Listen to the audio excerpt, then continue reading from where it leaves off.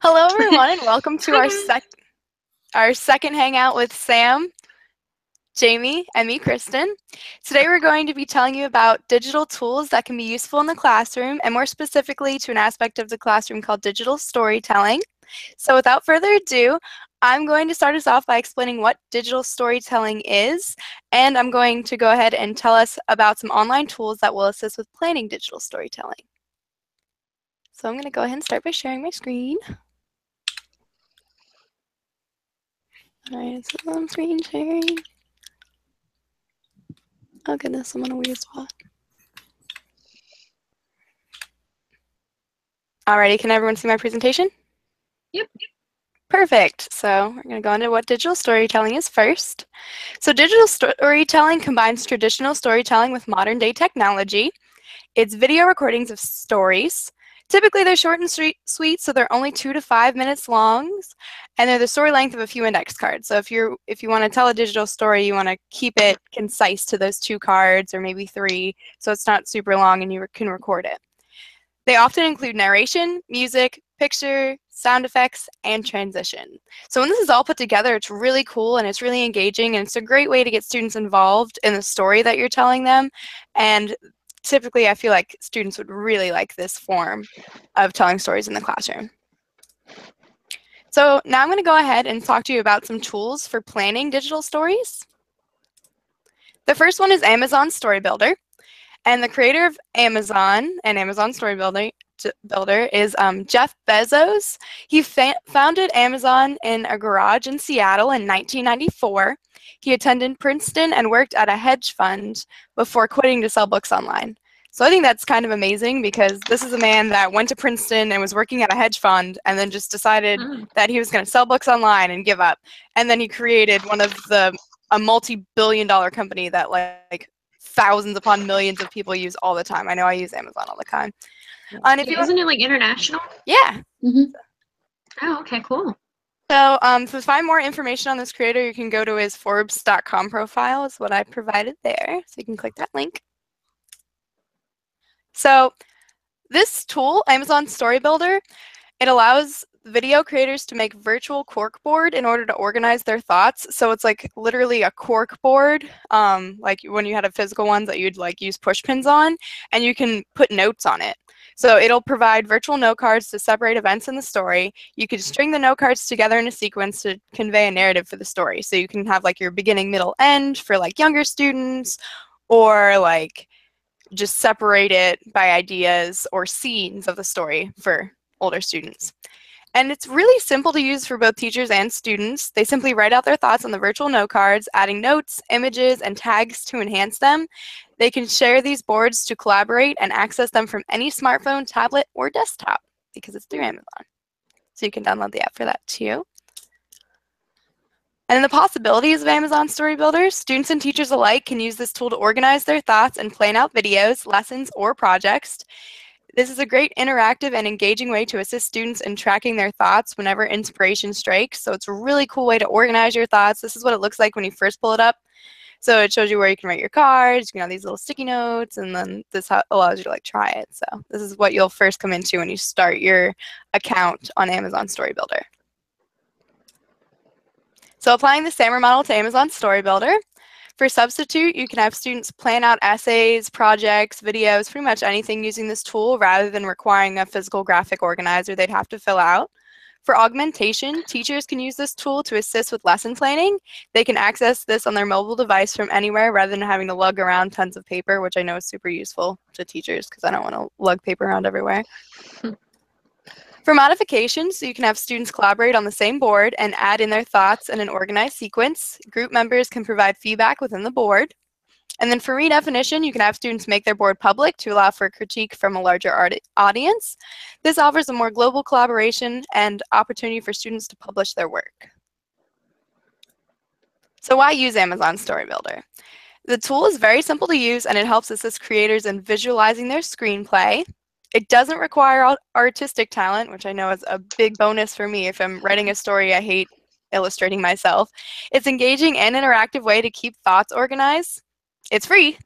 The creator can change elements of automated storyboards, like the facial expressions of characters, so you can add in actual images of characters from like their preset. They have like templates, and then you can change the facial expressions in them, which is really cool. And then the users can upload their own images to the storyboards too, so you don't have to just go with the templates. So possible constraints of the Amazon storyboard is the script of the user screenplay has to be posted on Amazon Studios in order to use it for self-created screenplays. So it can only be viewed on Amazon Studios as well. So you'd have to like share it through Amazon Studios, and that's the only way they'd be able to view it. So if we're doing something like this, I don't even know if I would be able to screen share it that way. You could take a screenshot of what your board looks like, but otherwise you have to send someone the link and make them a co-creator for them to look at it, or make it public, and they'd have to go into Amazon Studios physically to look it over. Current templates are geared towards more contemporary dramas and romantic comedies, so the user would have to do a bit more digging. It would be a little more work to create horror and sci-fi stories. You'd have to download a lot more of your own pictures and characters, and it wouldn't go with the same flow. But they're working on that, so hopefully that won't be an issue for much longer. Okay, so the next tool I'm going to tell you about is Acme Generator, and the founder is Sean Tan. He's an Australian artist, writer, and filmmaker. And then I thought a really cool fun fact about him was he's a concept artist on Pixar's animated film WALL-E. Oh, that's cool. He helped on WALL-E. For more information on him, I have his website. That's like his own author website that's got lots of information on him. It shows different books he's written and things like that, and it's really cute the way it's laid out. So the purpose of this tool is to create a digital story. It allows the creator to add narrations, a script, images, video, and sound effects to their project, and the end product of these looks so cool. It's really engaging, and it's really cool the way it turns out. I want to show you an example if it'll work on my computer. If not, I'll just send you the link. So the ease of use and understanding, this tool offers a lot of options as to what someone can do with it. So it can be a lot to take in at first, but there are tons of instructional videos that will help take you step by step on how to create your video. So this is something that would need a little more guidance for younger kids because it's kind of complicated, because it offers, again, so many options to add to your story. So it's a little bit more on the complicated end of these tools, but it's definitely not impossible to figure out. It's not hard by any means. If you watch the videos, you'll get it right away. So the possibilities of this tool, teacher can use this tool to record themselves reading a story, adding images, sound effects, and background music to make it more interactive for the student. Students can watch the video during their reading center time to listen to stories that are above their reading level. So this is a cool way to not really replace shared reading, but to add it additionally during students' individual reading time and have smaller groups that look at it. So this is the video I would like to show you if it works. So we'll see if we can see. Okay. So we're going to go ahead and play this video and see if it works. Kristen, can I interrupt really quickly? Mm-hmm. Your update said to update at 12:12. Oh, well, we'll just ignore it again. Okay.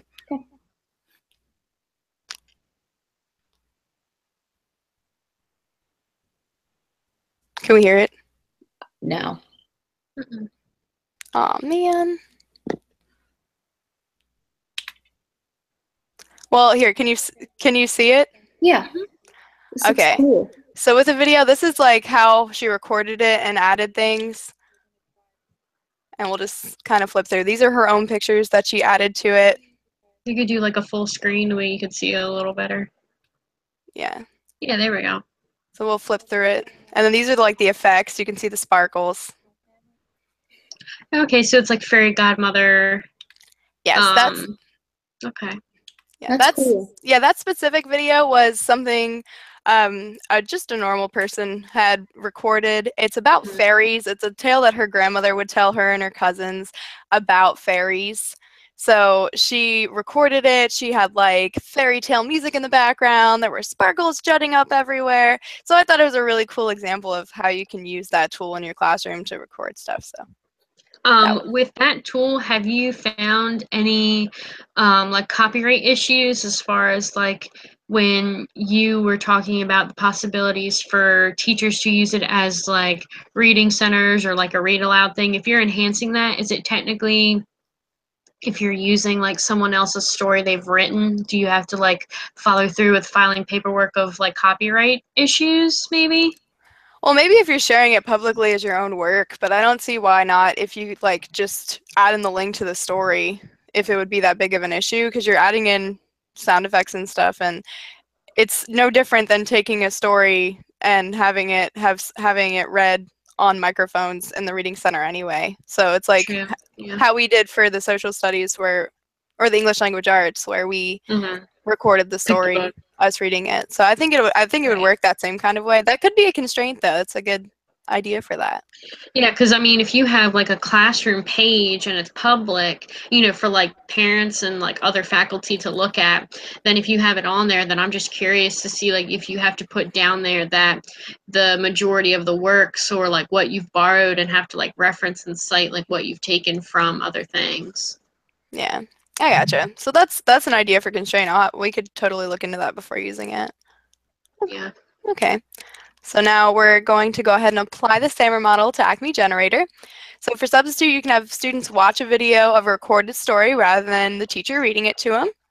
For augmentation, students can record themselves reading a story using this site, adding sound effects to enhance their project and promote a more exciting inflection as they read. For modification, students can collaborate to create their own stories, adding special effects, background music, and images. And then for redefinition, you can have students publish their stories on this site, allowing for global feedback. So why use Acme Generator? It's fun and engaging for students. It promotes creativity. It allows the user to download their own pictures. It can enhance a lesson, and it includes free tutorials on how to use it, so if you don't understand. Possible constraints is it does require you to create an account. It's a free account, but again, you have to have that account made. It requires Adobe Flash, so if that's not downloaded to your computer, you won't be able to view any of the videos or use them. And then younger students would need a good bit of guidance to use this tool because, again, it's more complicated. I don't think it's impossible for younger students to use it. They would just need more guidance from a teacher. So that would be something that they could have an adult help them with. Alrighty, so that is all I have on the tools for planning. I'm going to go ahead and go back to my screen and stop sharing. And the next person we have is Sam, who's going to tell us about some of the tools to create. Alrighty. So let me share my screen. Can you see my screen? Yes. Okay. So the two creating and hosting tools that I chose to look at, the first one was iMovie. iMovie is an app that was created by Apple, originally released back in 1999, but has obviously gone through a lot of editing and changing over the years. And to find out more information, you can obviously go to Apple's website itself, or you can find information on Wikipedia. And it's a software, obviously, like I said, created by Apple for video creating and editing. You begin by importing videos and pictures, and from there you can add in background music, transition, and different themes to create a perfect video. It can either be created like a movie trailer or a movie itself. I've used this a lot, and it's very easy to use, and it's free, and you can use it through Apple products like iPhones, MacBooks, and iPods, and iPads, and it often comes with, like, you don't even have to download anything anymore for it, really. Like, the older products, you had to download it, but now it just comes with everything. And it's, like I said, it's so easy to use. I'm not technologically advanced with, like, creating videos and movies and all that, but I use this quite often, honestly. For applying it to the SAMR model, I said for substitution, you can have the students watch a video you've created rather than a video from like a YouTube or even just a lecture. They can watch this wherever. And yes, you can do that with a YouTube video too, but I feel like you have a lot more possibilities with iMovie. For augmentation, you can have them experiment with iMovie and then have them create short videos based on what they're learning at the time. For modification, you can have them create an iMovie for an overall big like unit project, and they can do that in small groups. And then for redefinition, have them collaborate in groups like the small group project I had mentioned in modification. But then you can have them share it on any kind of social media, a class page or their own, and they can get feedback from all who can view it. So basically, they can get feedback from anybody. Why to use iMovie? It is really creative, and you can create so many different kinds of videos, and it also allows students to learn how to go through this process. They can learn how to import the videos, the pictures, how to add the music, how to do the themes, and it gives the students more of an experience with this kind of technology, because growing up, I was never shown how to do this kind of stuff, and it's really useful. Challenges: with every kind of technology, you're not always going to have access to this. Yes, it's given on every Apple product basically now, but Apple products are expensive, and you can't guarantee that students are going to have Apple products or that the classroom will. And then nothing ever works perfectly. I mean, I constantly am having issues with my own technology, especially my Apple products. So you just can't rely heavily on it, but it is a really great tool to use. The next one I chose to do was Tumblr, which I have a love for this one. And Tumblr is a social networking site created by David Karp back in February 2007. You can find more information on Karp on his Wikipedia page, or the following article that I have linked right there mentions him and his life, as well as him creating Tumblr. But like I said, it is a social networking site that allows users to create a blog. And within that blog, you can post text posts, images, GIFs, videos, and so much more. And you can also follow other blogs of your choice. So like if you are geared toward more education, you can follow other blogs that focus on education. And you can use that to find important things that you may want to use, or just sit there and enjoy what other people are sharing. The website itself may take some time to get used to, because there's so much that you can do with it, and they're constantly updating it and adding more that you can do. But it's really easy to use, and it's free, and there's also an app for that as well, so you can do that on the go. You don't necessarily need your laptop for it. I absolutely love it. But with applying it to the SAMR model, for substitution, you can have them create an online poster through the blog and like using images and comments and all that, rather than just creating a physical poster in class, because they have so much more opportunity to be creative with it. For augmentation, I said that you can have the students create polls through the blog, but also you can have like the teacher giving feedback through the blog, because if everybody in the class had one of these accounts, you could all go back and forth and giving each other feedback. For modification, I said that the students can create a video project through Tumblr, and they can share it on their blogs and have people comment, have people just even view it and get feedback through that. And for redefinition, I said that you can have the students go live on Tumblr, and they can speak on a certain subject, present any kind of project they have, and allow for live comments and feedback as well. I didn't know that was a thing on Tumblr. That's awesome. It's recent. It's very recent, because I'm on this website all the time. And so, as you know, and I was like, I feel like you can go live, because I've seen certain celebrities that use Tumblr do that, but I wanted to make sure, and yes, you can go live, and it's fantastic. That's really Wow. cool. Mm-hmm. So you don't have to use like Tumblr and do like Google Hangout or something like that. I don't know if it's connected through Google just yet, but I know they're definitely working more towards it. Like, I know they just updated it yet again. They do it constantly.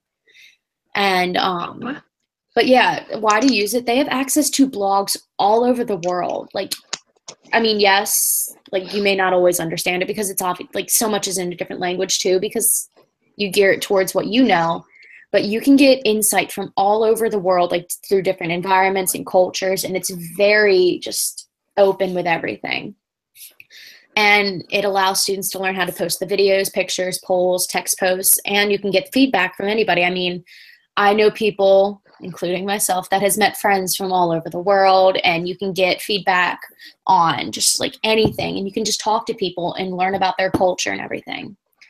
But there is a challenge that it's very like fandom centered. So like you're going to get a lot about like TVs and movies and celebrities and books. And so there is the educational side to it, and it's very, very big, but so much of Tumblr is fandom based, and sadly it's not always appropriate, and a lot of parents don't necessarily approve of it. But there's now a filter that you can use to block any kind of content that you do not want to see, because it's just the age range for it mainly starts about like 15 to 16, and a lot of adults I know use it still, but you're seeing so many more people that are younger and younger now, and you can't allow them to see that kind of content. Like you don't even want to see it, but there are still people out there like that, but you can block that now. So that's definitely a perk. But yes, and so now if I can get out of the screen, come on, there we go. I'm going to give it to Jamie. Let me stop sharing my screen. All right. Hi, guys. I will be talking to you guys about production tools or digital storytelling, if I can screen share here. You're not seeing my screen anymore, right? See? Okay. No. Okay, will you see me, or see my screen here? Alrighty. Yep, you're All good. right. So, for the Hangout, like I said, I did production tools. So I went for an introduction of the purpose for production tools and digital storytelling. And what I could gather was the purpose of these are just to, like both of you had said, create an editing, adding various things to different platforms. So then production tools come in and allow the person to present these stories and ideas. So definitely enhance the presentation experience of material for the author or speaker, or both, and the audience, which it allows it to be more interactive. And you can use one tool or a combination of devices, so then you can share your digital stories through the web. You can make podcasts with production. You could do social media sites such as YouTube, or you could do Tumblr, things like that, and other technological media tools. So, all right, my first tool was Pixlr, excuse me, and it's a free web-based application that allows individuals to create images along with editing and sharing tools for existing photos. So if you find photos on the web that you really enjoy and you're interested in editing, then you can take that from the World Wide Web and put it on this application and edit and share like your creation of that photo. So I definitely think that that's an interesting concept, that not only you can use your own, but you can use existing photos. And there's a mobile application that's easy hands-on access with a handheld device, so you can definitely do it on the go. And there is a designing for quick and easy image editing without having to buy like professional software. So for the creator, it was a Swedish man that I couldn't find much information on, that he had just created this tool in 2008. His name is Olan Servainderson, which I'm sorry if I butchered that. And I found that the use for this tool was that you have 4 different options, and you could do a combination of these. So there's Pixlr editor, excuse me, which is just the standard type of Photoshop like imaging software.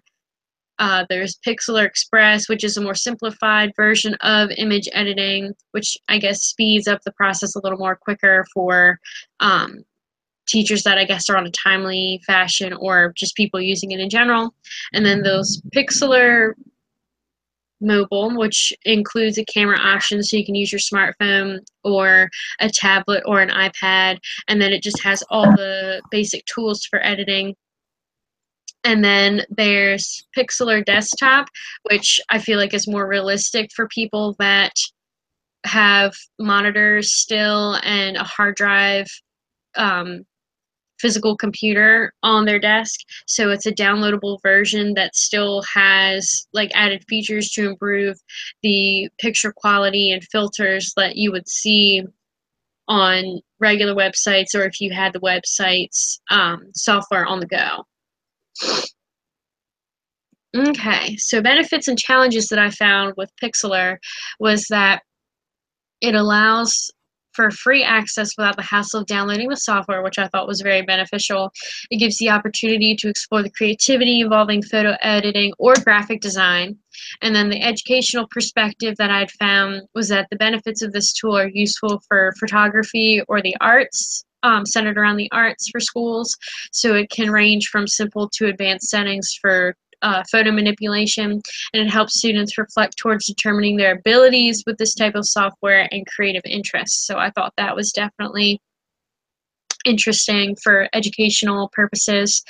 And then challenges, of course, if you have limited access to computers or other devices in the school or at home, and then students may not be interested in photo editing because it may just be a non-interesting task for them, and then the limited internet access and or no internet access at home or at the school. So when applying the SAMR model, I had found that substitution students can use Pixlr Editor to change and enhance their image art instead of drawing with a pencil or paper. The augmentation that students can use Pixlr Mobile, the camera function to upload images into Pixlr editing, so you can use both of those to edit the image for a presentation and then share it with the class. The modification is that students can use the digital camera to take photos of 3D objects and then save them to a Drive platform such as Google Drive or any other Drive platform, and then edit it on Pixlr and then share it with the class. And then redefinition that students can use Pixlr Editor to draw human faces and then save the images to a platform drive such as Google Drive again for an example, and then link their creations so then they can get the feedback and share it with the class again. So it's definitely a lot of editing, sharing with this model, which I enjoyed. And there's my reference there. All right, and so my next tool is a little complicated, so I'm just going to go ahead through and we'll talk about this. So, Soundation. It is an advanced web-based studio application that allows individuals to use sequencers, which are something that you have on amps or audio music production, which allows to also use other music production effects online. It also includes professional utilities, just as people that have recording artists and things like that in the studio booth. They have loops and effects, recordings, and virtual instruments, which I thought was interesting. And there are options to use a free version, or there's a subscription-based version for this application. The creator of this tool, unfortunately, I could not find any information on who created it. I had searched and Googled multiple times, and I could not find anything besides the information found to locate the sound samples of where they came from, which was another tool called PowerX, which is an application that has sound samples to export and import, but there was no creator associated with that app either, so that was frustrating, of course. But unfortunately, at least you can share and upload between the two so they're connected, which is interesting. Okay, so requirements to use the Soundation Studios. This is the, I believe, the basic standards of what you need for requirements. There could be, or they have the subscription-based for this application. It could be other requirements for your system for like a premium plan or things of that nature. So what I had found for the simplified version was you needed the most recent Adobe Flash Player. You can use any browser platform. It could be Google Chrome, Firefox, regular internet. It just depends on what you are comfortable with using. And then they had a CUP, which is a central processing unit, deals with your hard drive, a RAM, which is a random access of memory. So that, of course, deals with your hard drive again. And then for Apple products, you would have the Mac users use an Intel-based hard drive to be able to save and create recordings and audio and things of that nature. Alrighty, so how to use Soundations. So the article that is below the title here, that is where I had found this. So I didn't actually get to find this on their website because they had so many examples of how-tos with Soundations. They could do anything for as far as changing tempo, fading, exporting songs, publishing songs, changing the time signature, adding on social networking. They had at least 51 how-tos when I counted it. So for the Foundations Studio for Students, it was an article that I had found, and it does just a simple 3-step walkthrough for students when they use this for music productions. I feel like it's mainly for the arts in schools, but you can probably tweak it for any lesson that you need. So when you create, you can drag the pre-recorded audio clips that they have on Foundations and rearrange or arrange and assemble however you want the sound composition to come out. So students can overlay melodies, rearrange audio clips, create a music track, and they can add a combination of pre-programmed audio files, add harmony, melody tracks to their composition. They can record then after they've created with a microphone or a MIDI keyboard for input sounds, and then they can add multiple effects to the recording of their composition. And then the third step would be sharing, so they can upload the final composition to the Foundations community online that they have on their site, or they could just download it and like convert it into an MP3 or burn it on a disc so they could keep it for themselves. So I definitely thought that was interesting. Since this is the simpler free version of Foundations explained from the article, it definitely helps describing how it is challenging to create music. So it's simplified in these 3 forms, like I had mentioned, and it helps students who are beginners or may not learn how to read music. So the options for advanced students would be to create podcasts, blend mixes of sounds, and share professional quality recordings. So it's basically just like GarageBand for Apple. It's very similar to that app if you're more familiar with that. And the benefits and challenges I found for Soundation would be that it allows you to try the online application freely before the option of purchasing a subscription option. So if you do buy the subscription option, there are more features and tools, obviously, with that enhancement. So there means there's no installation for the free application or update issues, which is nice because that can be a pain.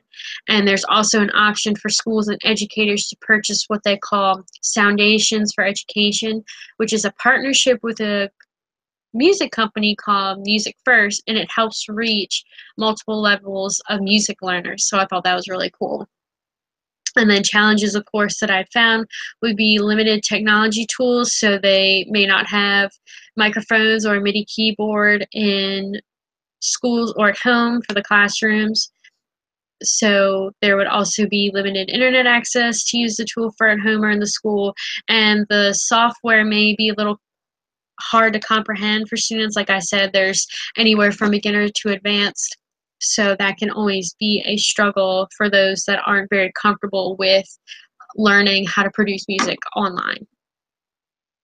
So when applying the SAMR model, I had found for substitution that students can edit and compose audio clips on the application instead of writing out the composition with a pencil or paper. The augmentation is that students can layer and rearrange multiple audio clips, save it, and then share it with the class. Modification, students can publish music compositions in the Soundations community as a class and then collaborate and share feedback. And then redefinition, that students can compose a music track with virtual instrument audio clips and voice recordings and present it to the class. So it would be like a project-based, which is always fun. And my references, of course, I reference the website itself, and then I just re-reference the article in case you guys definitely want to check out any suggestions for Soundations for students in schools. Well, all right. That sounds really cool. I'm just gonna say. That does Yeah, sound it's really cool. tool, but it's like super long. Like I had to go through and look at it step by step, and it took me like hours to sit there and go through because they had different how-tos. They had 51 of them, which was like how to import and export, how to share on the community, how to change the tempo or change the knobs like it would be on like a regular amp. So it gives you pictures of what it looks like as a virtual amp and like virtual instruments just band your mouse, and it'll show you how it's like twisting the knobs or like strumming the guitar or like beating the drum. Like it's really cool, and it gives them a sense of those instruments that they may not have access to in schools. Now, Jamie, do you think that's So something that like elementary students would be able to like handle, or do you think that's something that they would like need a parent to help with? I feel like since they have the basic version that I had like came out, or I had told you guys about like creating the music track, doing the recording, and then sharing, I feel like elementary students could get that, but of course I don't think it could be from grades any lower than I think maybe second or third grade. I feel like below than that they probably wouldn't understand like what do you mean by recording or what do you mean by sharing unless you like went through every single student and like clicked the button. But maybe as a group they could like catch on quicker because students of course now are more technologically advanced than what we were growing up. But I think that it might be, yes, it's very scary.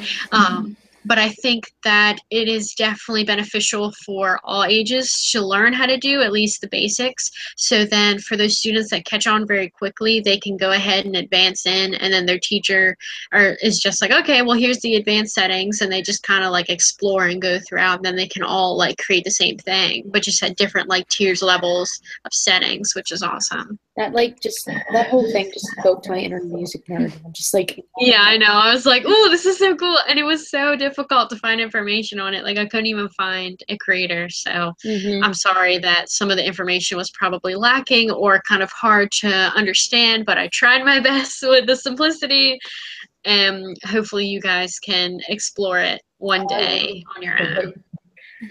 So, all right, well, that does it for our Hangout, guys. Thank you for, collaborating with all of us as well. So thank you for watching our Hangout on digital storytelling tools. And please stay tuned next month for our next Hangout. Okay. Awesome. Bye. All right. Bye.